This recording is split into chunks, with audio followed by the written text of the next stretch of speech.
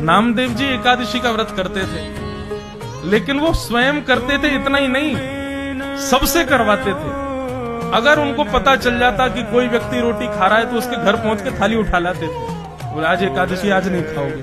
केवल वयोवृद्ध और छोटे बालकों को छोड़ के, और किसी कोई बीमार हो, बस 3 लोगों को छोड़ दे, बाकी किसी को खाने ही नहीं देते। एकादशी के दिन नामदेव जी पूरे नगर में घूमते और घर घर में जाके देखते कोई भोजन तो नहीं कर रहा है। ये भी एक वैष्णव का स्वरूप है कि मैं अकेला भक्ति करूं, नहीं, सबसे करवाऊंगा, मैं सबसे नाम जपवाऊंगा, चाहे कुभाव से जपो लेकिन जपो। एक बार ठाकुर जी उनकी परीक्षा लेने के लिए एक ब्राह्मण का रूप धारण करके आ गए, और वयोवृद्ध ब्राह्मण 70-80 वर्ष की आयु ठाकुर जी ने धारण कर ली, और वयोवृद्ध से ब्राह्मण हाथ में लाठी लिए और नामदेव जी के द्वार पर आ गए, और द्वार पर आकर के गिर पड़े। नामदेव जी दौड़े, संत आए जय हो भगवान पधारो। बोले मैं 20-22 दिन हो गए, मैंने कुछ खाया नहीं है, मुझे बहुत जोर की भूख लगी है, मुझे जल्दी से कुछ तुम रोटी बनाओ, सब्जी बनाओ, चावल बनाओ, जल्दी से कुछ बना करके मुझे पवाओ। नामदेव जी बोले देवी केला लेके आओ, सेब लेके आओ, अमरूद लेके आओ, फल खिलाओ। नहीं फल नहीं चाहिए, मुझे तो रोटी सब्जी खानी। बोले भगवान आज एकादशी, आज तो अन्न नहीं बनेगा घर पे। बोले अरे तुम लोग मत खाओ, मुझे तो खिला दो। बोले नहीं भगवान आप भी मत खाओ। बोले मेरे प्राण निकल जाएंगे, वयोवृद्ध 70-80 वर्ष की आयु है मेरी, ऐसा मत करो मेरे साथ। ठाकुर जी थे। नामदेव जी बोले इससे बढ़िया क्या होगा, एकादशी के दिन प्राण निकलेंगे, सीधे वैकुंठ जाओगे, लेकिन रोटी नहीं खाने दूंगा। ठाकुर जी बोले कैसे आदमी हो तुम, हम मर जाएं ये चलेगा तुमको, लेकिन हमको रोटी नहीं। बोले बिल्कुल नहीं खाने देंगे, द्वादशी तक इंतजार कर लो, खाने के लिए और भी बहुत सी फलाहार खिला देते, मखाने खवा दें आपको, रोटी नहीं।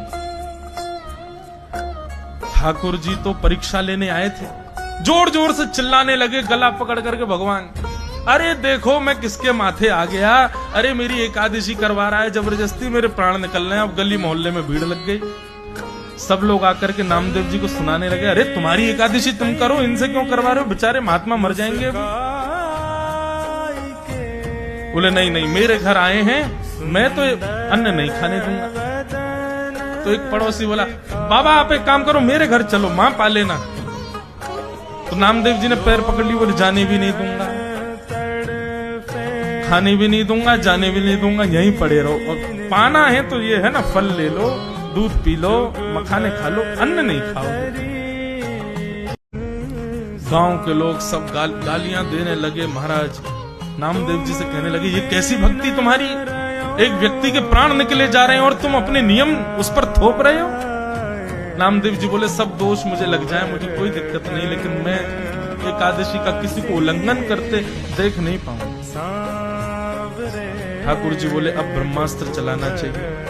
अभी तक तो ठाकुर जी तड़प रहे थे, अब ऐसे स्थिति हो गई और निकले प्राण निकले, मेरे प्राण निकले, बस निकलने वाले हैं, आहा अब तो मेरा हाथ पांव कांप रहे, अरे मेरे प्राण निकलने वाले हैं। सब मोहल्ले के लोग कह रहे नामदेव मान जाओ, बेचारों को कुछ पाने दो। नामदेव जी बोले नहीं भैया, एकादशी फल खिला दो।